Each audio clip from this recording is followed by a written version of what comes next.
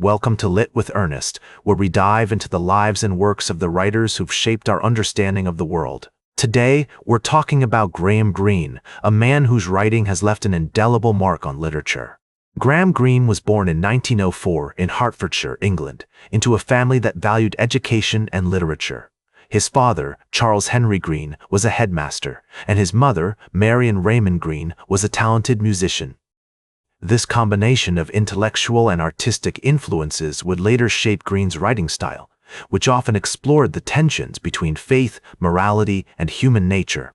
Greene's early life was marked by a mix of privilege and turmoil. He attended Berkhamsted School, where his father was the headmaster, but struggled with anxiety and depression. These struggles would become a recurring theme in his writing, as he often explored the inner lives of characters struggling to find their place in the world.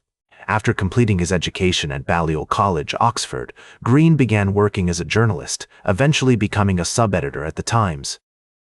However, it was during this time that he started to develop his skills as a novelist, drawing on his experiences and observations to craft stories that were both thought-provoking and entertaining. One of Greene's earliest influences was the Catholic Church.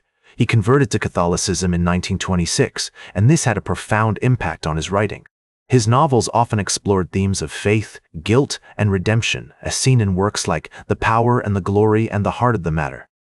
These novels not only showcased Greene's mastery of storytelling, but also his ability to grapple with complex moral issues. Greene's writing career spanned over 5 decades, during which he produced some of his most iconic works. Novels like Brighton Rock, The End of the Affair, and Our Man in Havana cemented his reputation as a master of literary fiction.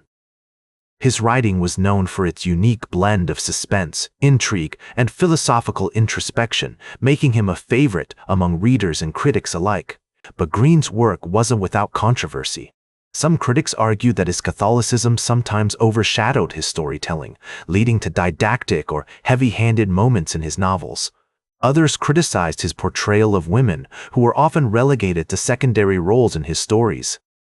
However, these criticisms missed the point of Greene's project. He wasn't trying to write simplistic morality tales or create female characters that conform to some idealized notion of femininity. Instead, he was attempting to grapple with the complexities of human experience, to explore the ways in which we're all flawed and struggling to find our way in the world. Greene's legacy extends far beyond his own writing.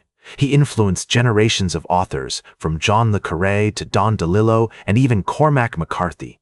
His unique blend of literary fiction and thriller-like pacing has become a model for many contemporary writers. Moreover, his willingness to confront the gray areas of human experience has inspired readers and writers alike to engage with complex moral issues.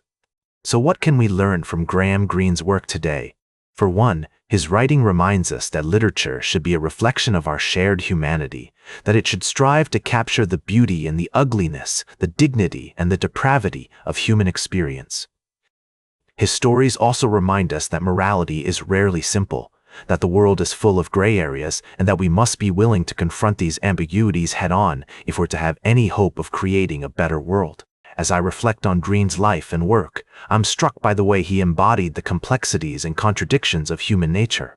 He was a man of faith, yet also a critic of dogma, a patriot, yet also a skeptic of nationalism. That's all for today's Lit with Ernest. Like this episode if it hit true. Share it if you respect honest talk about books. Subscribe because we'll do this again. This is Ernest, signing off.